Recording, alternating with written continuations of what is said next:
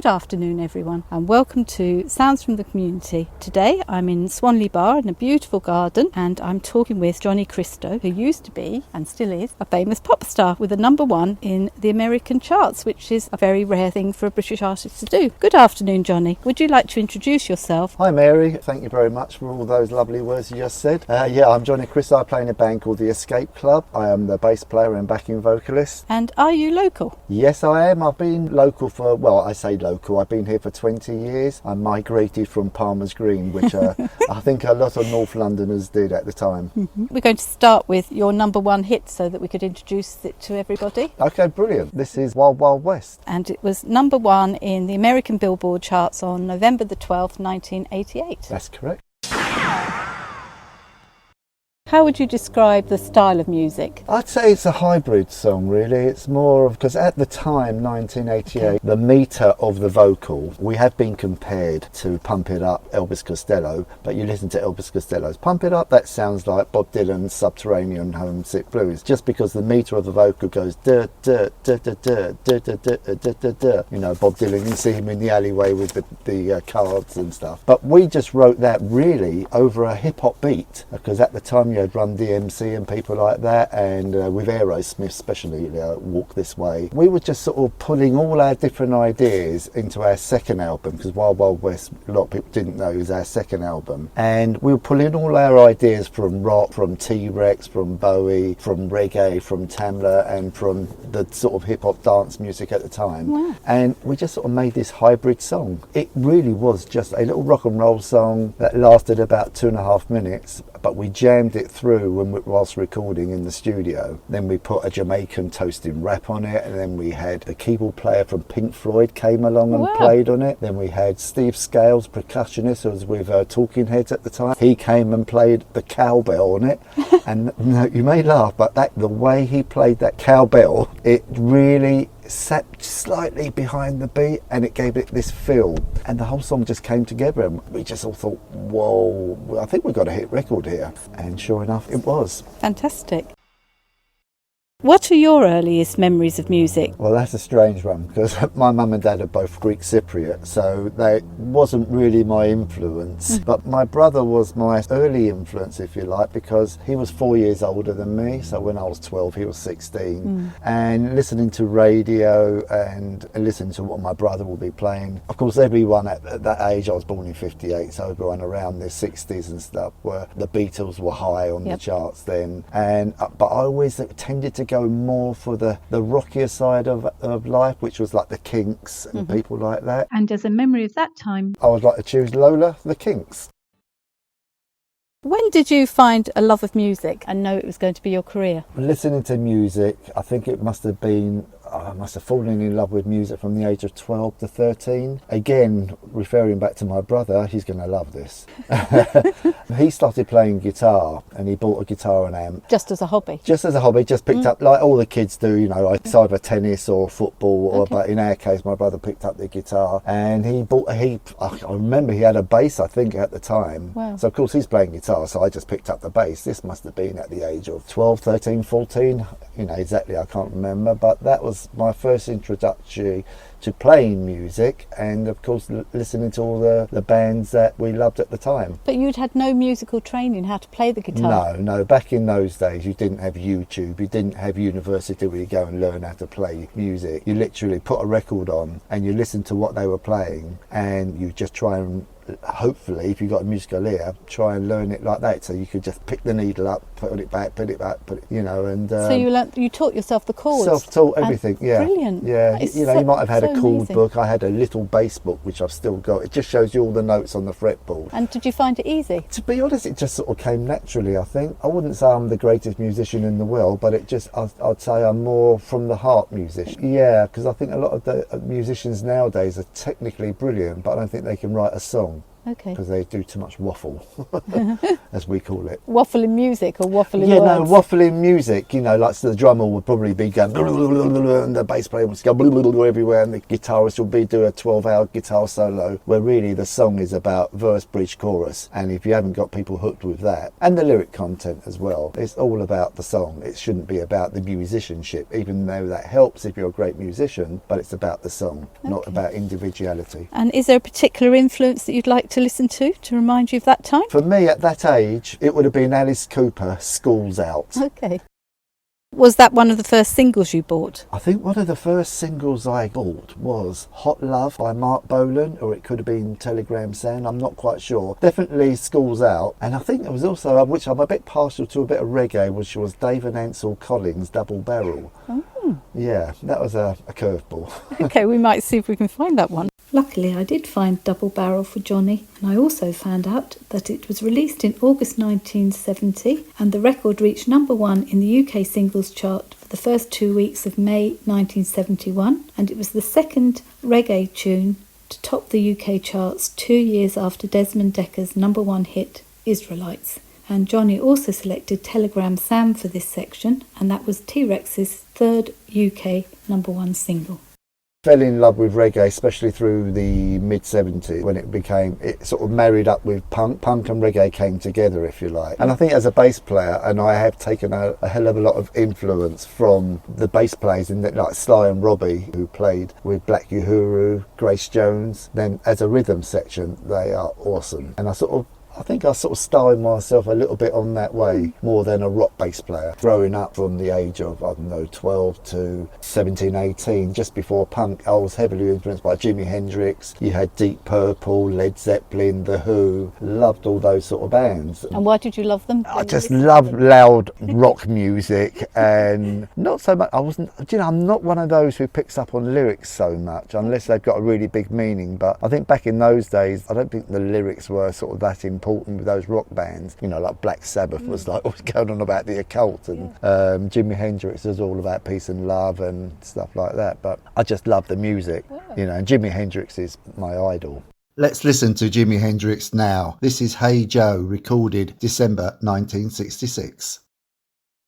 Where did you start your music career? Again, it was with my brother. We started a band up. There was my best friend I grew up with at school who played guitar, awesome guitarist, Mickey Toldy, and another guy called Metin Kamil. Miklos Toldy, the guitarist, and I think the drummer, I'm trying to remember his name, Tony something. We never played live. I think we got a 4-track acetone disc somewhere in the loft where we did 4 numbers, and it must have been about 15. I think we called ourselves something like Cold Steam. But that soon stopped. Well, then what happened, Mickey, myself, we met some other friends in a local park who played guitar, a guy called Tim, and we became a band called the Bazoomi Brothers, who were very influenced by bands like the Allman Brothers, the Doobie Brothers, all those sort of southern rock bands, Leonard Skinner. So that band, the Bazoomi Brothers, we went off and started doing local gigs. And a friend of ours called Keith Levine, who later went on to play in Public Image Limited with Johnny Rotten, he said to us, look, it's about 1976, early 77. He had cut all his hair, he was looking like a punk. There's a punk thing going on at the screen at the Green in Islington, and it was a famous gig. And you had the early Sex Pistols. The Clash had just started with Keith showing Paul Cinnamon how to play bass. So Keith was in the Clash at the time. 100, maybe 200 local punks. And with an audience? Yeah, you call it an audience, they're all running around absolutely crazy. And it was a shambles, but you could see that this movement was going to happen. So from Bazoomi Brothers, we became the Bazoomis. We all cut our hair, we all pinned, safety pins, ripped our shirts, and we became a punk band. And we just basically wrote a load of angry punk songs. And you got to think back to the 70s, where it was all like, 3-day weeks, electrics, and everything strikes and what have you. And so we became those angry young men, if you like. And how old were you? I would have been probably about 18. Every record company was trying to sign bands, so we were like touring across London, and then we went on tour with a band called The Motors. And you were making a living from doing this at the time, were you? Yeah, we signed to these couple of wide boys from Fulham management who happened to get us now King's Road at the time was the mecca for the punks and the Teddy Boys. They used to all go up and down the road, and sometimes it was pitched battles and stuff. And literally we had a posh flat above Cecil G's and Scissors in the King's Road. And yeah, so it was a great central place for us, and these managements were getting us gigs in the Roxy, the Vortex, the Marquee. We could have been the next Clash, the next Sex Pistols or what have you, but we imploded. It was just too much for a bunch of young lads. Then Mickey and I got another band together with a lovely lady called Ros Rayner, and then we became the Pretenders Mark II. That band called the Expressos became, this was now 1980. And are you working alongside this now? Yeah, always in sort of the building game, the construction industry. And how were your parents feeling about your music career? They never liked it. Okay. I remember my first video in the Expressos this was, and it was on something like Get It Together or one of those TV programmes back in the early 80s. We're all sitting around the telly watching it. My dad walked in and said, "Look Dad, I'm on the telly." He went, "Huh, you call that music?" and walked out the room. Oh. So I never had any sort of backup or anything from my parents on that. They just wanted you to go to work. That went on to get a record deal with WEA, Warner Brothers. We had various singles out, a single called Hey Girl, Tango in Mono, Kissed You All Over. All did pretty well, top sort of 60, 50s. Now, Airplay, you didn't have all the radio stations like the DAB you do now. You only had Radio 1 and all the regionals like Capital, BRMB, Birmingham, Manchester, Piccadilly and various. Now if you didn't get Airplay on Radio 1, they wouldn't pick up as well, the regionals. So you had to chart to get into Radio 1. But Worlds in Action were doing a programme, an hour-long programme about hyping, and they happened to choose a couple of informants from Warner Brothers. They used our band, the Expressos. This was the workings of the record company and their pluggers. So from there on in, any sort of press we had in the Melody Maker, the sound. So again, we disbanded after a while. So a song from that time? We'll go with The Who, My Generation. What are the highlights? How do you get from there to having the #1 in America? Well, after the Expressos, John and Trevor, our singer and guitarist in the Escape Club, were playing in a band called the Mad Shadows. Now, in the Expressos, the drummer was the drummer from the Escape Club, Milan. He went off to join John and Trevor in the Mad Shadows, and the keyboard player from Talk Talk, which is Ian Curnow. I went and joined John's, the guitarist's, old band, and we called ourselves Birth of a Nation. So the two bands were separate, and then Ian Curnow wanted to leave the Mad Shadows, the keyboard player. He went off to join Talk Talk. So then the boys turned around and asked me, would I join the Mad Shadows? So I said, yeah, fine, that would be great, but I really want to start, if we're going to do this, we should all start on an even keel, write complete new songs, complete new name for the band, and that's what we did. We decided to all write new songs, completely change the direction and style we were playing it to suit all four of us. So it became a sort of a one for all and all for one type of thing. What year are we in now? We got together probably around 83, 84. So it's still 5 years from having the #1 in America. Yeah. This is not an overnight success. No. We slogged hard to get that #1. Then once we got together, we were playing the Marquee, Fulham Greyhound, with Barrowlands in Glasgow and lots of places up and down the country. We wrote our first album, Whitefields, within that period. We were, I think it was in the Rock Garden in Covent Garden, which was a great gig at the time. There was a guy from a programme called The Tube with Paulie Yates on. They invited us on the show, and I think he introduced us saying, this is a new band, probably going to go and get £1 million record deal after this, and we did. So the new record deal, a new manager? So it was someone managing? No, we had a lady called Sue Carlin, which was a friend of ours who worked for lots of record companies, and she knew a lot of people. She knew the guy from The Tube. It was really down to Sue, which I really want to acknowledge that. So that brought us on to our first album, Whitefields. So we signed to EMI Records. Wow. We made with EMI Records the first album, Whitefields. And all of you wrote the songs and the tracks? Yeah, we wrote them collectively. And a song from that time? I think I would like to go with Rescue Me from the Escape Club. That's off our first album, Whitefields. Whitefields was the first album, and then what's in the next stages that get you to being so successful in America? So after the Whitefields album, we released various singles. We released Rescue Me, I'll Be There. I think there's about 3 singles, The Hard Way. We released about 3 singles off that, and they all did okay, but nothing fancy. It was only UK based. Get bits of airplay in maybe Europe, but nothing US. So then we got to next album, which we got Chris Kimsey, the producer, Rolling Stones producer, he was the producer of the time. We decided at the time to change our direction because the Whitefields album was a very U2-y, sort of big country, Simple Minds sort of guitar-based band, and we just wanted to pull all our influences together and write more stuff now, which was mid-80s, 86, 87. So we wrote all those songs which had a lot of different influences, T-Rexes, Bowie's, rock, reggae, and then it comes back to the playback, to the record company. They come in and listen to what you've been doing. So they came back, and in that time you had a change of personnel within the record company, and they just said, we don't hear a hit off this. Between us and our producer, we go, Wild West is a hit record, what are you talking about? We tried to get American representation. And what made you think it would be so good in America? We just knew it was a great song. We wanted to break into America because that's a huge market. We got a management company called Hit and Run who had Genesis, Phil Collins, Julian Lennon. They had everybody. They got us. They exactly saw every influence we came from. They wanted to sign to us. Now, as soon as the record company got wind that Heavyweight Management were going to be involved, to get out the deal, the manager had to buy us out of the record deal. So normally, if a record company don't like you, you just walk away, debt and everything. But we unfortunately had to get that album out that we had a lot of faith in. We had to buy out of the record deal, which cost us like £500,000. In those days In those days, it was a lot of money. But that meant the management bought us out, so now it became a production deal. EMI went on something like a 3% override. The management took an extra 1%. So if Wild West had become successful, they all still had skin in the game, that they all still benefited from it. Everybody from the past now has a chunk of that pie, more of a chunk than we would. So everybody was, it's just that typical, it's a cliche. We didn't know how it worked as well. The industry, we're just a bunch of musicians, but you end up wising up on how the industry works in the end. Then he took us over to America and signed us to Atlantic. Wow, these amazing major record labels, aren't they? And WA, which is Warner Brother Electric Atlantic, for the rest of the world. So by doing that, he took extra money, extra overrides and everything. So we were pretty screwed contractually. Everybody was taking so much. Now we're into America, and then we released first single from Wild Wild West album called Wild Wild West.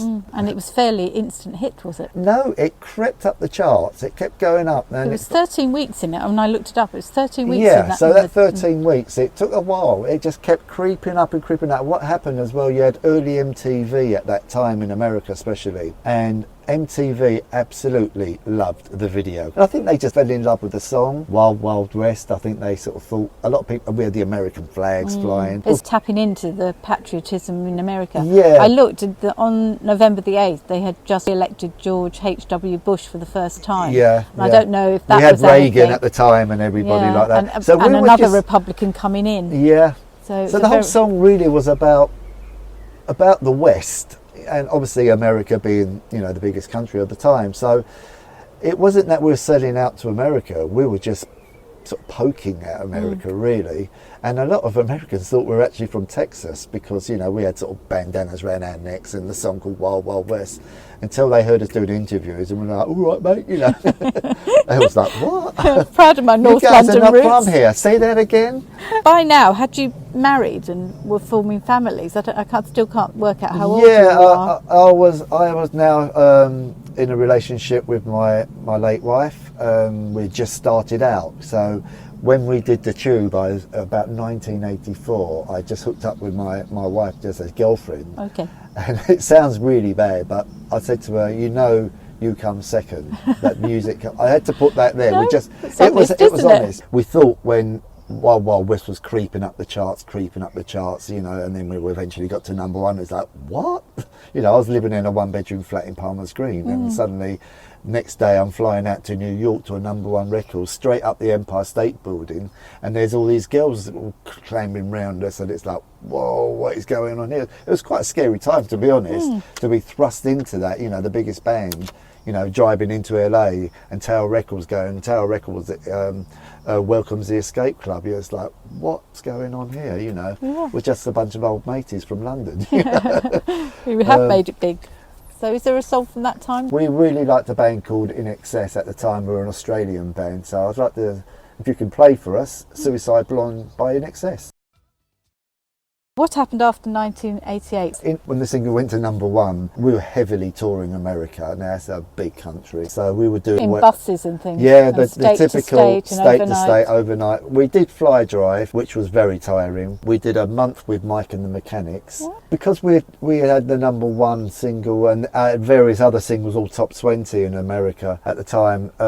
That's right. That album was a big success, wasn't it? It was, yeah. You had lots of the songs from it. Lots of songs. We had Shake Really for the Shake went top 20. Walking Through Walls again top 20. They're all big songs out there. And this is over a number of years. Over a couple of years. The Wild West album was. So you would be very famous and known in the music scene in America. Yeah. Everyone was sick of us over there. Because I had people who were over there saying, "Oh my God, I think Wild Wild West ever again." It was all heavily rotated on radio, heavily rotated on MTV, and they played all the videos. So we had to live up to that Wild West video and keep doing videos. In England, we never got any airplay, so we just thought, oh well, off we go. Let's just stay in America. And it was big in Canada. It was number 2 in Canada, number 5 in Australia. Did well in places like Germany, France, and various places around the world. Mexico, I think it was number 1. It's a shame it didn't happen in England. Would have been good for our profile here, but it wasn't to be. There's a lot of bands in that situation. I think it's happened that way. Well, there's a very big list of very famous bands who've never had a number 1 in America, and it's doing well now. In America, especially at the moment, people were loving the 80s, and that is why we went on tour. I'm going to be detracting from where we were from, but we went on tour on an 80s package last year. And so you've had your success. You've had 2 more years of success. Yeah. Living in America, or were you still coming from here? We were over there most of the time. Then we ended up doing our 3rd album, Dollars and Sex, out in LA. So we were over there for a good 6 months with a guy called Peter Wolf, who was keyboard playing Frank Zappa's band. By then, though, we had some quite heavy tracks on there. Heavy music tracks. A guy called one of our tracks called Call It Poison, which was going to be the first single off that album. Sampling was going on a lot in them days. What's sampling? Where you sample something from another record, like we sampled Ian Gillan's voice from Deep Purple. He has a big scream and he goes, "Wow!" And is there a song? What about Crowded House? And the track? Everywhere You Go. What's that song called? I would like to hear Weather With You by... You've now produced your 3rd album. What happens next? Well, we released Call It Poison, it was our first single, but at the time they were playing ballads on the radio, and this song, if you listen to it, it comes out blam, it really is, and it's got a rap that I do a rap on it like Wild Wild West did, so it's a bit sort of we're back type of thing, but that only sort of went, I think it only went top 30 or somewhere like that. I'm not exactly sure the chart position on that one. The record company said, "You need a ballad." And we famously said, "We don't do ballads, man." And I have a gold record of the single we recorded called I'll Be There, which is a ballad about when somebody passes away, you just think of them and they'll be there basically in your heart, so they're always with you. And was this, so you did do ballads? Yeah, we did. We wrote the ballad at the time because they were saying you need to do that. So because of that comment, and what had happened, a friend of ours, our accountant's wife had passed away, and our accountant was a really dear friend of ours. Yeah, he was a very lovely guy, and it sort of touched us, so the singer went off and wrote that. We had the idea of the sort of Sinead O'Connor drum beat, the sort of Stand By Me type of vibe, and the lyric and the words, I'll Be There, Rescue Me, those classic old songs with that sort of title. It would be lovely to hear that one. Well, that one is a lovely ballad, and we've got so many people saying to us that they play at their funerals, at their dad's funeral, and they're so thankful, and it means so much to it. I even actually played it to at my wife's funeral, which actually is very touching. Yeah. So that is a lovely song. I'd appreciate if you play that one. That would be lovely. I'll Be There. That song, actually, so we released I'll Be There off the back of after the. So you went from the extreme of Call It Poison, like heavy rock, heavy, to this really heavy dance rock, I'd say, but to this lovely, meaningful song ballad that touches people's hearts. And that went straight to number 8 and stayed there for a couple of weeks in the Billboard chart. So we got gold records for that one. So it's funny because, as I said before, I've got a gold record saying we don't do ballads, man. So yeah. That was, never say never. No. By then, we were asking a lot of questions of the management. But we hadn't been accounted to. We hadn't had any money. We were still not earning anything. We had loads of publishing advances, like $350,000 coming in. they would take their 20% and then they take the rest of the advance, which was actually our money for songwriting, but they would take it against the debts which go from EMI to Atlantic all the way back to Hit and Run. So that's right. we were always paying off huge debts. So any advances, any record royalties that were coming in were going towards debts. So we never saw anything besides PRS, which was Airplay money. So whenever anything got played on radio, which it did, we would get monies from that. And that's what happened. So the band, in the end, we were going to make another album, but our heads weren't in the game by then. We had lost all creativity and we were going on to make our fourth album. Producer came down, listened to the demos we were making. He went, just not strong enough, guys. And we had all lost direction and faith, and the singer wanted to go up and do something. There was no money in it. And to be honest, we just sort of grinding to a halt, where we decided that everybody should just go off and do their own thing. We never split up. We just sort of disbanded. So that's when the singer and the guitarist went off and started trying to do production. The way they saw it, you can make so much more money writing for other people and producing in 3 months than you can for writing in a band for 3 years, slogging around on tour. So they were probably right. Yeah, they were right, absolutely. They get to keep the money they earned. They did really well with that. And by then I got tired of it all. And how old are you now, do you think? Mid-30s. So, I gave 10 years to the Escape Club at that time. Sort of in the 90s I was trying to get bands together myself, writing songs, but my heart had just gone in it, and I sort of felt burnt out. And by then you had and your a bit daughter bitter here towards, as well. I was probably bitter towards the other guys for just sort of like calling it a whole. We could have just sort of come back again, but to be honest, it had come to its end. It was come to a natural end at the time. So this brought us on to sort of mid to late 90s, and then what had happened then, I think my mother got ill with cancer. She passed away, so my head weren't nowhere in the game. And then my lovely daughter turned up, so she was born, lovely Charlotte, and so I became a dad. So I had to get my... And a dad in England now, and you're back living here. Yeah, I was back living here, and back to construction, which was a real shock. That was only meant to be a sort of a little thing to take my mind off things, just to earn a few pounds. I was still getting royalties, but not enough to sort of, live off. And we, had a mortgage and all the whole trappings, so. And I needed to sort of get my head in the game and sort of become a dad and responsible, if you like. The love of music had left, and the thought of trying to get back to it was hard. I was still in touch with the boys, watching what they were doing and stuff, and and that was that era. And a song from that time? Play a bit of Oasis Wonderwall.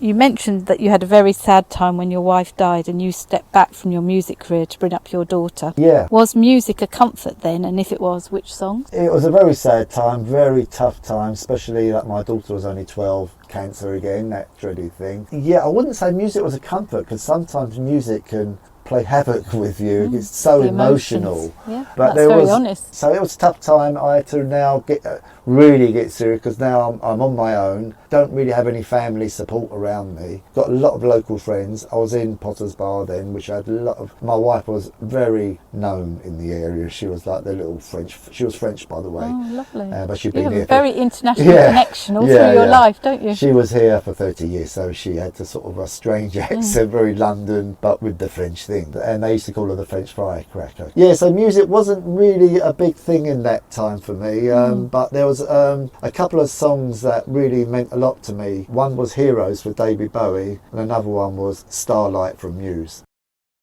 Pre-COVID-19, your career was about to take off again. Where and how? Well, just to go back a bit, just as when my wife passed away, the boys got in touch with me and said, do you want to make a new album? And I said, yeah, absolutely. This is around 2010. I was up for it, but unfortunately I couldn't do it. So your bandmates are very international. So we've got the guitarist living in Australia, in Brisbane, the drummer lives in Amsterdam, and the singer's in London, and I'm in sunny Hertfordshire. That brought us up last year, or just the year before, about 2018, where we're being offered shows in America on these Lost 80s tours. Commitments from everybody was quite hard at the time, so we didn't do that tour then, but we were asked to do it last year, 2019. It was strange rehearsals for that. The drummer flew from LA over to England, and so the drummer, the singer and I rehearsed without the guitarist, which was a very strange thing because he actually had a lot of the fairy dust over the whole song. So we rehearsed about 5 songs up for the tour, and then we would record that and send that to the guitarist. It was really weird. We would send him over a live recording of what we've just done, and he would rehearse to that. It was great to be back together.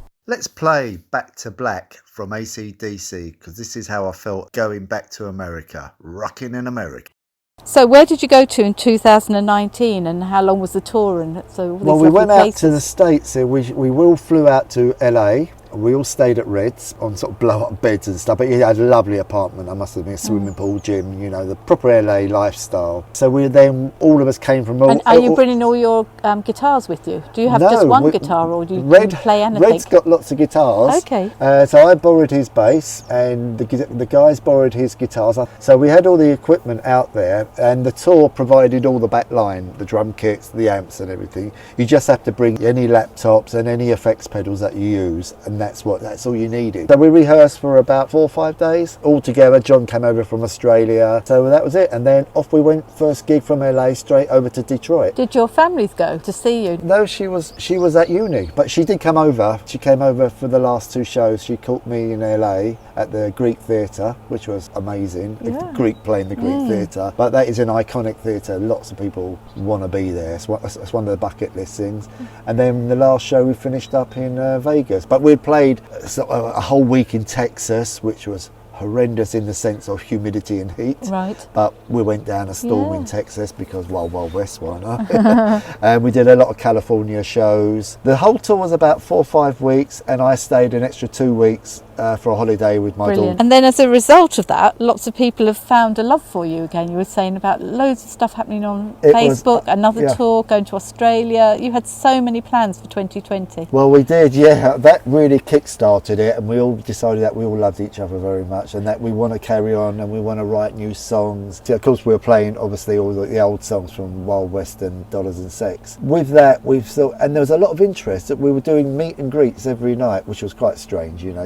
You do feel a bit weird that people go, you guys are awesome, and they turn up with the album and you're signing that, and these things went on for an hour after the show, you know, so you could be there till 2 a.m. signing autographs and stuff. It was great to see people from young kids to people our age in the early 60s really loving it and reliving their youth, all dressing up for the shows in their 80s gear, in big hair. It was really weird. So we decided that we want to carry on, and there's lots of tours. We're being offered lots of things, more American tours. We got some, there's a thing we were going to do in Canada, and then we want to get over to Australia. But COVID has now put the kibosh on all that, so we're now doing all virtual stuff online. But still getting quite a big audience following you. With social media now, we've got all the platforms up and running, and so we're getting a lot of people showing a lot of interest. And we still got our loyal British fans from Whitefields. We were meant to do a show 2 weeks ago in London, which unfortunately we couldn't do, which has taken 30 years to put together.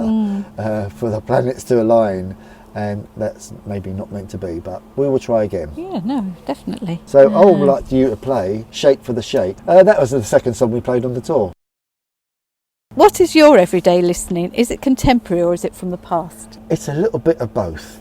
I like all sorts of music, so of course, you know, I still love all those bands from when I was 14, T-Rex, Mark Bolan, all through reggae to punk to modern bands, 90s bands, you know, Oasis, Blur, and all the bands like Muse and Coldplay, which with my daughter, she's given me we go to concerts together. We're like a married old couple, really.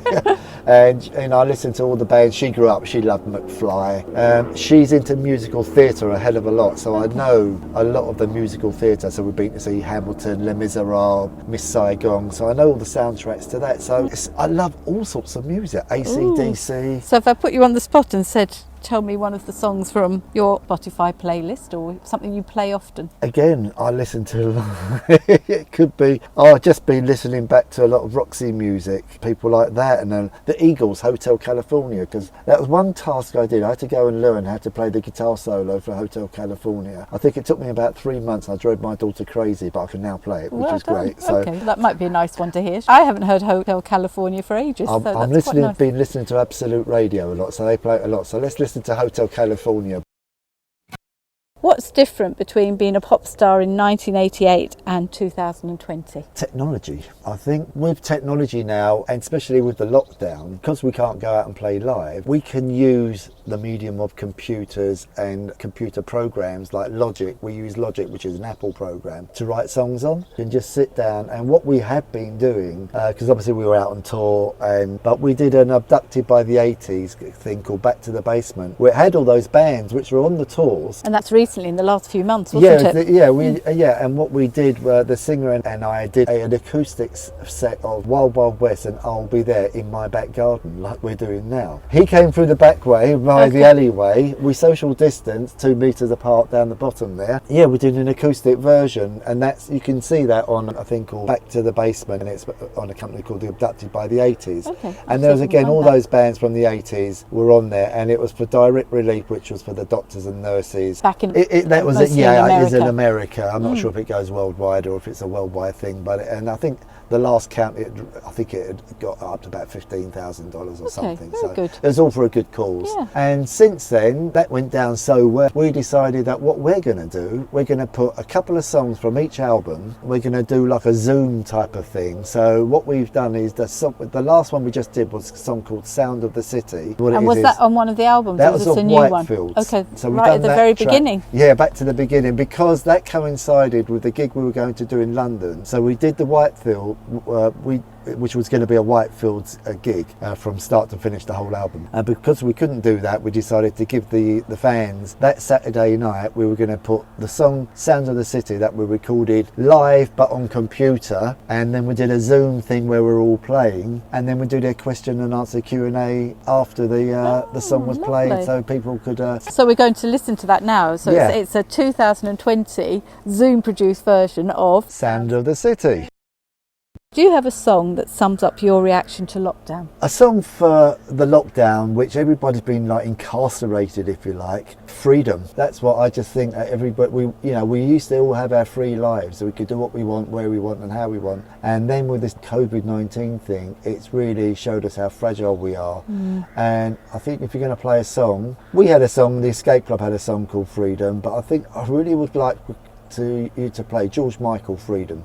And do you have a song for the future, post-lockdown and post-COVID-19? Well, it seems like we're opening up now, even though I'm still isolating. I think, we're not out of the woods yet. And I think, just seeing all that Bournemouth beach stuff and the pubs from last Saturday upset me a hell of a lot. Especially, that there's people like myself who are isolating for health reasons. Really, I think a song by a band called Talk Talk. Okay, which, mention those. Ian Curnow, our keyboard player from the Mad Shadows days, who's now actually playing, or going to play on a couple of tracks that we're going to do new. I'd like you to play Talk Talk, Life's What You Make It. Excellent, very, very good song, I think, there. And then finally, from you, Johnnie, would you like to dedicate a song to somebody, and what the song is and who's the artist, please? I'd like to dedicate this song to my late wife and to all my friends and family, and especially to my daughter. This is David Bowie, Heroes, because we're all heroes. Very good. Perfect ending. Thank you ever so much. Thank you. It was you. a lovely afternoon. I've enjoyed it very much. Thanks a lot. Thank you.